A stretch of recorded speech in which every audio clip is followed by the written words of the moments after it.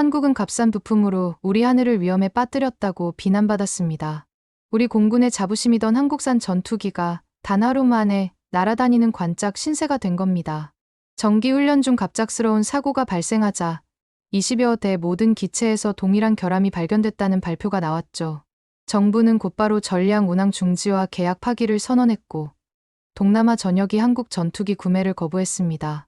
세계 언론은 한국의 항공 기술을 비웃었고 프랑스와 중국은 자국 제품이 더 우수하다며 공세에 나섰죠. 하지만 한 사람 때문에 상황이 통째로 뒤집혔습니다. 말이 되나요? 모든 전투기에서 똑같은 결함이 발견됐다니 지금부터 그 숨겨진 이야기 시작합니다. 저는 파음이 자이날이에요. 말레이시아 국방부에서 항공안전조사관으로 일했었어요. 25년 동안 경납고나 비행장, 정비소를 돌아다니면서 항공기들을 점검했었죠. 목적은 하나였어요. 안전한지 확인하는 거였어요. 그동안 정말 많은 걸 봤었습니다. 녹슨 볼트, 새는 연료관, 달아빠진 케이블들까지 제대로 점검하지 않으면 조종사를 죽음으로 몰고 갈 수 있는 것들이었어요. 하지만 그날 아침에 일어난 일은 정말 예상하지 못했었어요. 새벽 5시 23분이었어요. 벨소리가 조용한 새벽을 칼처럼 날카롭게 가르며 울렸어요. 반쯤 잠에서 깬 채로 손을 뻗어 전화를 받더니 나집 대령이라는 이름이 보였어요. 나집은 아무 때나 전화하는 사람이 아니에요. 정말 심각한 일이 아니면 말이죠. 공군에서 20년 넘게 일했었고 저보다 더 오래 헬리콥터 업무를 해왔던 사람이었어요. 그런 그가 걱정스러운 목소리를 낸다면 저도 바로 움직여야 한다는 뜻이었어요. 전화를 받았어요.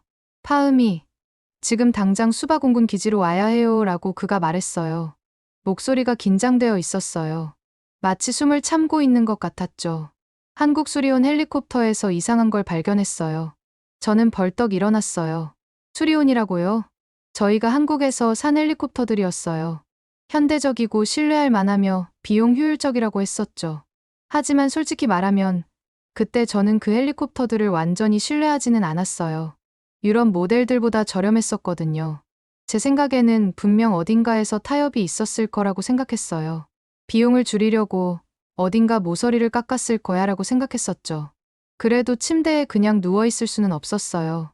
새벽 5시 45분에는 옷을 입고 차에 타서 기지로 향하고 있었어요.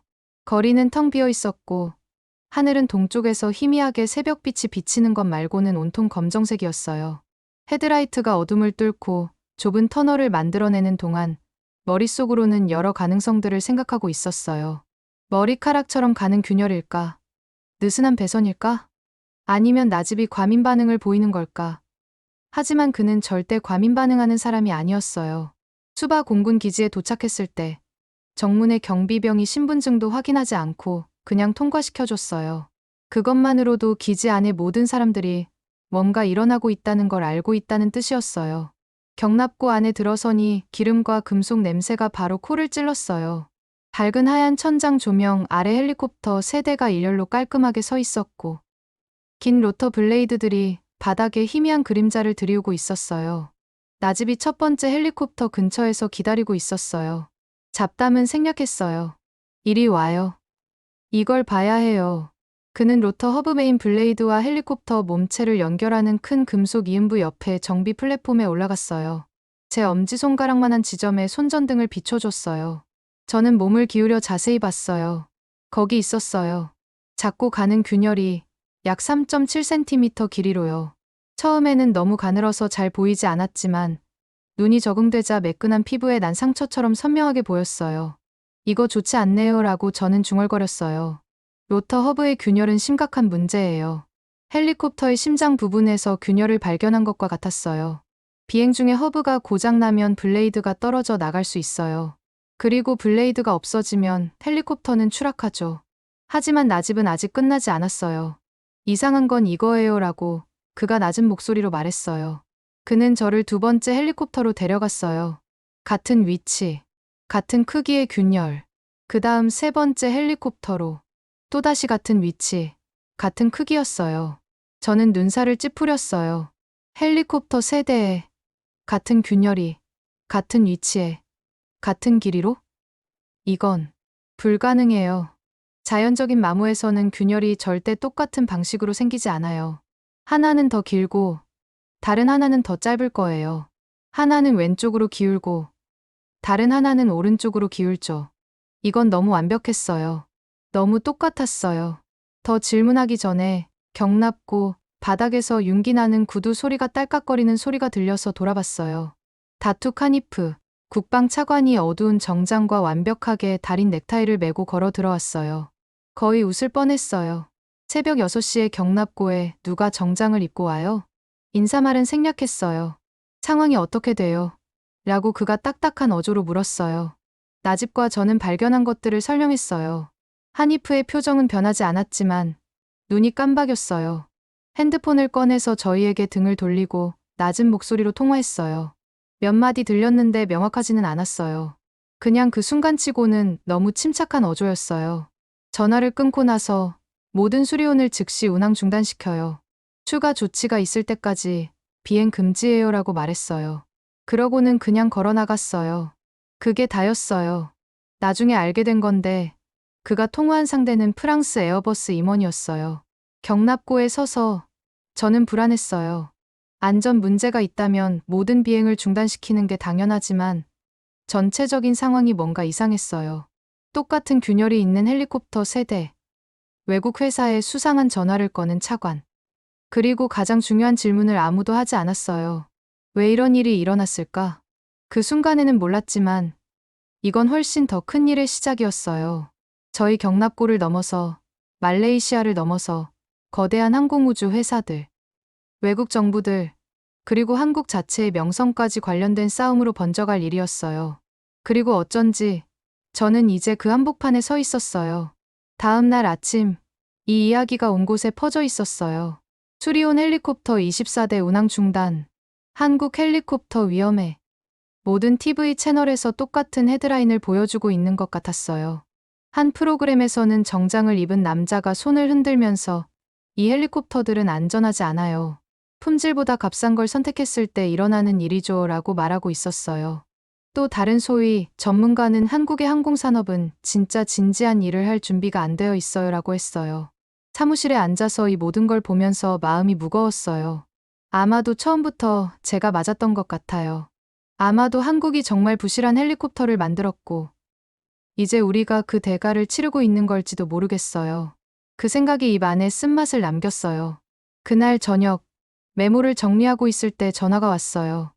정중하지만 급한 목소리가 전화기를 통해 들려왔어요. 하은미 씨. 제 이름은 정태훈입니다. 수리온을 만든 회사인 KAI의 지역 관리자예요. 그의 어조는 침착하지만 단호했어요. 저희 헬리콥터는 안전해요. 뭔가 잘못되었어요 라고 그가 말했어요. 부탁드립니다. 저희 최고의 엔지니어를 보내서 조사하게 해주세요. 저는 망설였어요. 차관이 이미 한국이 이 일에 끼어드는 걸 원하지 않는다고 분명히 했었어요. 그들이 누군가를 보내도록 허락하면 저에게 문제가 생길 수 있었어요. 하지만 저는 또 뭔가 신경 쓰이는 느낌이 있었어요. 그 똑같은 균열들이 뭔가 이상했어요. 아무것도 약속드릴 수는 없어요 라고 저는 그에게 말했어요. 괜찮아요 라고 정태훈이 답했어요. 그 사람이 다음 항공편으로 갈 거예요. 이틀 후 저는 쿠알라룸푸르 국제공항에서 도착 게이트의 인파를 살펴보고 있었어요. 그때 그녀를 봤어요. 송지연이요. 제가 예상했던 것보다 젊었어요. 아마 30대 초반 정도였는데 눈에는 모든 세부사항을 놓치지 않는 사람의 날카롭고 집중된 표정이 있었어요.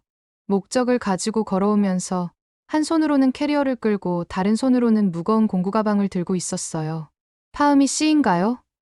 라고 우리가 만났을 때 그녀가 물었어요. 네, 송씨 씨군요. 그녀는 정중하게 고개를 끄덕였지만 잡담에 시간을 낭비하지 않았어요. 공군 기지로 가요. 헬리콥터를 빨리 볼수록 좋아요. 경납고로 돌아와서 저는 그녀를 첫 번째 수리온으로 데려갔어요. 운항 중단 명령의 빨간 X 표시가 아직 옆면에 붙어 있었어요. 그녀는 정비 플랫폼에 올라가서 로터 허브 위로 몸을 숙였어요.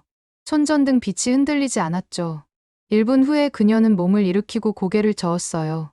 이건 정상적인 피로 균열이 아니에요. 저는 눈살을 찌푸렸어요. 무슨 뜻이에요? 그녀는 태블릿을 열어서 여러 사진을 보여줬어요. 이것들이 진짜 금속 피로로 생긴 균열들이에요 라고 설명했어요. 저는 자세히 봤어요. 각 사진에서 균열들은 불규칙했어요. 어떤 건 들쭉날쭉하고 다른 건 굽어있고 모두 다른 모양과 크기였어요. 두 개가 똑같은 경우는 절대 없어요 라고 그녀가 말했어요. 비행시간, 날씨, 심지어 조종사가 조종관을 다루는 방식에 따라서도 달라져요. 그녀는 손전등을 다시 저희 헬리콥터의 로터 허브로 돌렸어요. 하지만 당신들의 헬리콥터 24대는 모두 똑같은 길이, 똑같은 위치, 똑같은 각도의 균열을 가지고 있어요. 누군가가 일부러 만들지 않았다면 불가능한 일이에요. 저는 그녀를 쳐다봤어요. 일부러 만들었다고요? 스파이 영화에서나 나올 법한 얘기 같았어요. 누가 왜 저희 헬리콥터를 손상시키겠어요? 라고 저는 물었어요. 그녀는 피하지 않고 제 눈을 똑바로 봤어요. 한국을 나쁘게 보이게 하려고요. 그리고 당신들을, 아니면 당신들 정부가 다른 곳에서 헬리콥터를 사게 하려고요. 그녀의 말이 무거운 연기처럼 공기 중에 떠다녔어요. 처음에는 본능적으로 반박하고 싶었어요. 너무 말도 안 되는 소리 같았어요. 이런 규모의 항공기 사보타지가 그냥 한국의 평판을 망치려고? 하지만 그때 저는 기억했어요. 균열이 공식적으로 발견되기 전날 밤이었어요. 저는 늦게까지 일하면서 보고서를 마무리하고 있었어요.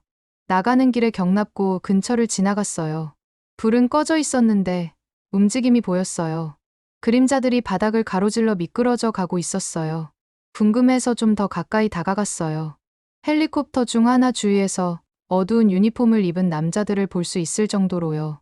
그들은 빠르게, 거의 소리 없이 움직였어요. 이상한 건 그들 등에 있던 글자였어요. 말레이어나 영어가 아니었어요. 중국어였어요. 그때는 공급업체에서 온 방문 기술자들일 거라고 생각했었어요. 하지만 지금 지연의 말이 머릿속에서 메아리 치는 가운데 경납고에 서서 제 속이 뒤틀렸어요. 그녀는 계속 말하고 있었어요. 믿기 어렵다는 걸 알아요. 하지만 이런 사례를 전에 본 적이 있어요. 어떤 나라들에서는 경쟁업체가 계약을 따내고 있으면 다른 회사들이 그들을 막기 위해 극단적인 방법까지 쓰거든요. 그녀는 태블릿을 톡톡 쳤어요. 허락해 주신다면 24대 헬리콥터를 모두 조사하고 싶어요. 조용히요. 조용히. 그게 핵심이었어요. 차관이 알게 되면 저희 둘 다 결과를 감당해야 할 거였어요. 하지만 지연의 말이 맞다면 이건 단순히 수리온에 관한 문제가 아니었어요. 이건 진실에 관한 문제였어요. 말레이시아가 좋은 기계를 버리고 무고한 제조업체를 비난하도록 속임을 당했는지에 관한 문제였어요. 저는 깊게 숨을 들이쉬었어요. 좋아요. 접근할 수 있게 해드릴게요. 하지만 지금은 저희끼리만 알고 있어요. 그녀는 한 번 고개를 끄덕였어요. 알겠어요. 그날 밤, 잠들 수 없었어요. 뉴스가 계속 머릿속에서 재생됐어요. TV의 큰 목소리들, 한국을 향한 손가락질. 몇 년 동안 저는 한국 헬리콥터를 유럽 모델에 비해 이류라고 생각했었어요. 하지만 제가 틀렸다면 어떨까요? 누군가가 처음부터 이 모든 걸 계획했다면 어떨까요? 어둠 속에 누워서 저는 조용히 약속했어요. 진실이 무엇이든 한국에게 좋든 나쁘든 저는 그것을 찾아낼 거라고. 3일 후, 저에게 직접 만나자고 하는 사람에게서 전화가 왔어요. 그녀의 목소리는 낮았어요. 전화 너머로도 거의 속삭이는 수준이었죠. 제 이름은 마리 드로행이에요. 에어버스에서, 품질관리 부서에서 일했었어요. 에어버스. 그 이름만 들어도 어깨가 긴장됐어요. 세계에서 가장 큰 헬리콥터 제조업체 중 하나였거든요. 그리고 한국 KAI의 직접적인 경쟁업체였죠. 에어버스에서 일했던 사람이 왜 저에게 얘기하고 싶어 할까요? 저희는 시내 반대편의 조용한 카페에서 만났어요. 마리는 평범한 검은 코트를 입고 선글라스를 끼고 있었어요. 흐린 날씨였는데도 말이에요. 두꺼운 봉투를 테이블 너머로 밀어주기 전에 어깨 너머로 여러 번 뒤를 돌아봤어요. 알아야 할 모든 게 여기 들어있어요 라고 그녀가 말했어요. 목소리가 떨렸어요. 오래 있을 수는 없어요. 저는 봉투를 열어서 서류 뭉치를 꺼냈어요. 첫 페이지가 저를 주먹으로 때린 것 같았어요. 맨 위에 굵은 글씨로 제목이 적혀 있었어요. 드래곤 슬레이어 프로젝트. 계속 읽었어요. 목표 헬리콥터 시장에서 한국의 명성을 파괴한다. 목적 모든 동남아시아 계약에서 한국의 수리온을 에어버스와 중국 AVIC 모델로 대체한다. 방법. 대상 국가의 주요 관리들을 매수한다. 수리온 헬리콥터에 가짜 기계적 결함을 만든다. 언론을 이용해서 한국 항공기에 대한 두려움과 의심을 퍼뜨린다. 페이지를 넘기면서 제 손이 떨리기 시작했어요. 국가들 목록이 있었어요. 말레이시아, 인도네시아, 태국, 베트남. 각 이름 아래에는 예산, 연락처, 행동 계획이라는 칸들이 있었어요. 그때 봤어요. 말레이시아 하니프 차관 500만 달러. 그 숫자를 한참 쳐다봤어요. 방의 공기가 모두 빨려나간 것 같았어요. 이건 단순한 소문이 아니었어요. 저희 정부의 고위직 누군가가 한국의 명성을 파괴하고 저희 공군의 안전까지 위험에 빠뜨리기 위해 돈을 받았다는 증거였어요. 고개를 들었을 때 마리는 이미 일어서고 있었어요. 그들이 저를 찾고 있을 거예요 라고 그녀가 말했어요.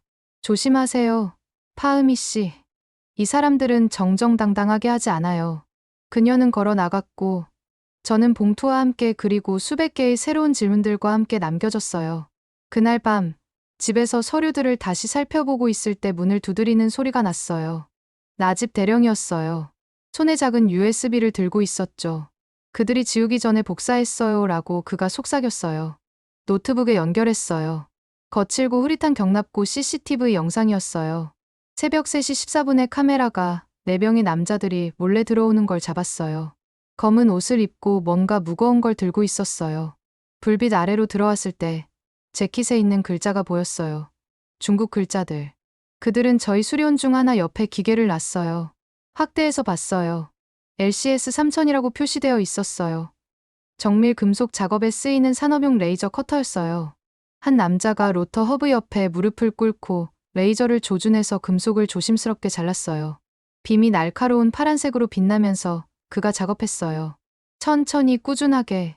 몇 분 후에 멈추고 작은 측정 도구를 꺼내서 길이를 확인했어요. 정확히 3.7cm. 그러고 나서 각도를 정확히 47도가 되도록 자른 부분을 조정했어요.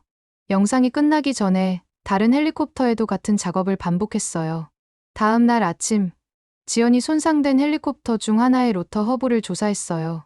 균열 가장자리에서 조금 긁어내서 샘플 용기에 넣고 휴대용 실험실 키트로 가져갔어요. 돌아왔을 때 그녀의 얼굴은 돌처럼 굳어 있었어요. 균열에서 알루미늄 카바이드를 발견했어요. 라고 그녀가 말했어요. 그건 레이저, 절단의 부산물이에요.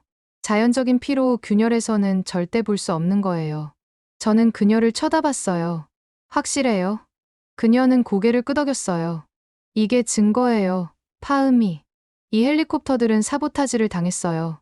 누군가가 이 균열들을 일부러 만든 거예요. 저는 작업대에 기대어 뒤로 물러났어요. 머리가 빙빙 돌았어요. 이게 사실이라면 그리고 모든 증거가 그쪽을 가리키고 있었어요. 한국은 저희를 실망시킨 게 전혀 아니었어요. 저희가 거짓말을 믿으면서 한국을 실망시켰던 거였어요. 처음으로 죄책감이 저를 갉아먹기 시작했어요. 저는 그들의 솜씨와 성실함을 의심했었어요. 한국 헬리콥터를 번쩍이는 유럽 모델들에 비해 이류라고 생각했었어요.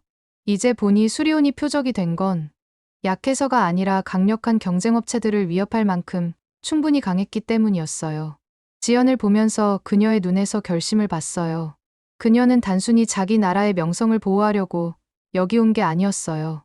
위험이 있어도 진실을 밝혀내려고 온 거였어요. 그리고 이제 저도 그랬어요. 저희는 더 이상 이 비밀을 숨겨둘 수 없었어요. 너무 많은 사람들이 이 증거를 모으기 위해 자신들의 직업을 그리고 어쩌면 목숨까지 위험에 빠뜨렸었거든요. 저희가 침묵한다면 거짓말이 이기는 거였어요. 지연과 저는 인도네시아, 태국, 베트남, 필리핀에서 믿을 만한 정직한 조사관들에게 연락했어요. 그들 각자가 수상한 일들을 봤었어요. 밤중에 오는 기술자들, 고장난 CCTV 카메라들, 하룻밤 사이에 나타나는 새로운 균열들. 저희가 메모를 비교해보니 패턴이 명확했어요. 이건 조직적인 공격이었어요. 저희는 앞으로 나아갈 길이 하나뿐이라고 동의했어요. 기자회견. 작은 회의도 아니고 비공개 보고서도 아니었어요. 세상이 진실을 보고 들을 수 있도록 해야 했어요. 한꺼번에 말이에요. 그래야 아무도 조용히 지워버릴 수 없으니까요. 기자회견 당일, 제 손이 계속 떨렸어요. 장소는 쿠알라룸푸르 국제언론센터의 큰 홀이었어요. 제가 안으로 들어갔을 때는 이미 가득 차 있었어요. 카메라들이 금속 숲처럼 줄지어 서 있었고 빨간 녹화 표시등이 빛나고 있었어요. CNN, BBC, 알자지라, NHK, 그리고 아시아 전역의 뉴스 매체들 로고를 알아볼 수 있었어요. 기자들이 웅성거리고 서류를 뒤적이고 마이크를 테스트하는 소리로 공기가 윙거렸어요. 연단의 자리를 잡았는데 밝은 조명이 잠깐 저를 눈멀게 했어요. 제 옆에는 지연이 침착하지만 경계하는 표정으로 서 있었고 증거가 들어있는 태블릿을 들고 있었어요. 저희 뒤로는 비디오를 보여줄 큰 스크린이 준비되어 있었어요. 목을 가다듬었어요. 신사숙녀 여러분이라고 시작했는데 제 목소리가 예상보다 더 멀리 퍼져나갔어요. 수리온 헬리콥터는 결함이 없습니다. 군중 사이로 파문이 일었어요. 속삭임들, 종이에 펜 긁는 소리. 사보타지를 당했어요 라고 계속했어요. 동남아시아 시장에서 한국의 명성을 파괴하려는 에어버스와 AVIC의 공동 음모였어요. 첫 번째 비디오를 시작하라고 신호를 보냈어요. 큰 스크린에 영상이 나타났어요. 거칠지만 형체를 알아볼 수 있을 정도로는 선명했어요. 이건 말레이시아 수바공군 기지예요 라고 저는 말했어요. 모서리의 타임스탬프는 새벽 3시 14분이라고 나와 있었어요. 군중은 검은 유니폼을 입은 4명의 남자들이 경납고에 들어와서 LCS-3000 산업용 레이저 커터를 들고 오는 걸 지켜봤어요. 그들이 로터 허브 옆에 그것을 설치하고 빔을 작동시켜서 47도 각도로 완벽한 3.7cm 균열을 천천히 새겼어요. 방 안에 숨소리가 새어나왔어요. 누군가 말하기 전에 저는 다음 클립을 재생했어요. 인도네시아에서 온 거였어요. 같은 패턴. 그 다음 태국. 그 다음 베트남. 모든 클립이 같은 장비, 같은 방법, 같은 의도적인 손상을 보여줬어요. 마지막 비디오가 끝났을 때 지연이 앞으로 나섰어요. 똑같은 균열은 자연적으로 일어날 수 없어요 라고 그녀가 안정된 목소리로 설명했어요. 모든 헬리콥터에서 같은 길이, 같은 위치, 같은 각도예요. 이건 의도적인 인간의 행동을 통해서만 가능해요. 그녀가 태블릿을 톡톡 치자 스크린에 도표가 나타났어요. 이것들이 모든 균열에서 발견된 레이저 절단 흔적들이에요. 질감, 열 패턴 모든 게 산업용 레이저 장비와 일치해요. 또 다른 슬라이드가 나타났어요. 이 장비는 군사용 중국 기술이에요. 민간 시장에서는 구할 수 없어요. 그 다음 마지막 타격이 왔어요. 저는 작은 스피커를 들어서 재생 버튼을 눌렀어요. 하니프 차관의 목소리가 방 안을 가득 채웠어요. 틀림없는 그의 목소리였어요. 당신들이 균열을 만들어요. 저는 한국이 책임지도록 하겠어요. 잠깐 홀이 조용해졌어요. 그 다음 폭발했어요. 기자들이 질문을 소리치고 카메라 셔터가 기관총처럼 터지고 사람들이 더 잘 보려고 일어서고 몇 시간 안에 하니프는 부패와 반역 혐의로 체포됐어요. 체포 장면이 생중계됐어요. 수갑이 채워진 채 끌려가는 그의 모습이 모든 주요 채널에서 방송됐어요. 그날 저녁 말레이시아 총리가 국민에게 연설했어요. 연단 뒤에 서서 한쪽에는 국기가, 다른 쪽에는 한국 국기가 있었어요. 한국 국민 여러분께라고 그가 말했어요. 사과드립니다. 당신들의 헬리콥터는 안전하고 신뢰할 만하며 높은 품질을 가지고 있습니다. 저희가 당신들을 의심한 것이 잘못이었어요. 말레이시아는 외국의 간섭에 속았고 저희가 바로잡겠습니다. 제 경력에서 다른 나라에 이렇게 직접적인 공개 사과를 들어본 것은 처음이었어요. 그날부터 수리온이 하늘로 돌아왔어요. 운항 중단이 해제된 후 첫 비행을 봤던 걸 기억해요. 깔끔하고 힘찬 이륙, 로터들이 자신감 있게 공기를 가르며 곧 수리온은 실제 임무를 위해 다시 운항에 들어갔어요. 말레이시아 전역의 마을에서 홍수 피해자들을 구조하기, 인도네시아 화산 폭발 때 가족들을 대피시키기, 필리핀의 외딴 지역에 응급 물품 전달하기, 수리온의 성능에 대한 뉴스가 동남아시아를 넘어 퍼져나갔어요. 중동과 남미에서 계약들이 나타나기 시작했어요. 아이러니하게도 한국의 명성을 파괴하려던 바로 그 시도가 세상이 주목하게 만들었어요. 그리고 본 것을 존경하게 했어요. 이제 수리온이 날아가는 걸 볼 때마다 자부심과 겸손함이 이상하게 섞인 감정을 느껴요. 자부심은 저희가 진실을 밝혀내고 존경받을 만한 기계의 명예를 회복시켰기 때문이에요. 겸손함은 더 깊이 살펴봤어야 했는데 수리온을 한국을 의심했기 때문이에요. 저는 한국 헬리콥터가 이류라고 생각하면서 이 여정을 시작했어요. 하지만 기술적인 세부사항이나 시장 정치학보다 훨씬 더 중요한 걸 배웠어요. 한국은 단순히 훌륭한 헬리콥터를 만든 게 아니었어요. 온 세상이 거짓말을 믿을 준비가 되어 있는 것 같았을 때도 거짓말에 맞서 굳건히 버텼어요. 그리고 그 순간이 왔을 때 모든 사람이 볼 수 있도록 공개적으로 자신들의 명예를 증명했어요. 저 자신에 대해서는 절대 잊지 않을 교훈을 배웠어요. 진실을 찾을 때는 중간에 멈출 수 없어요. 아무리 위험해도, 아무리 자신의 믿음에 도전이 되어도 끝까지 봐야 해요. 때로는 진실이 어떤 헬리콥터보다도 더 높이 날 수 있어요. 오늘의 사연은 여기까지입니다. 앞으로도 감동적인 이야기로 찾아올게요. 구독과 좋아요, 알림 설정 꼭 부탁드립니다. 다음 이야기도 많이 기대해 주세요. 오늘도 시청해 주셔서 감사합니다.